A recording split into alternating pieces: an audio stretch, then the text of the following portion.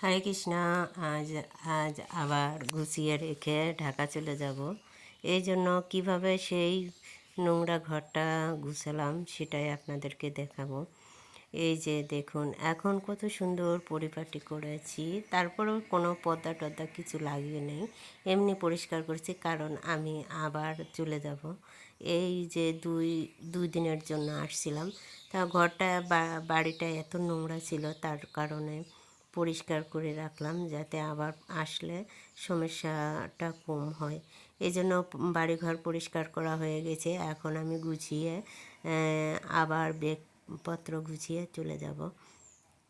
আর এই যে সাইকেলটা দেখছেন, এটা ছোটোবেলায় কিনে দিয়েছিল, এটা চালানোর জন্য, পরে চালাতো। আর এই যে আমি ব্যাগপত্র গুছাচ্ছি, এখন আমি ব্যাগ গুছিয়ে চলে যাব ঢাকার উদ্দেশ্যে। আপনারা ভালো থাকবেন। হরে কৃষ্ণ।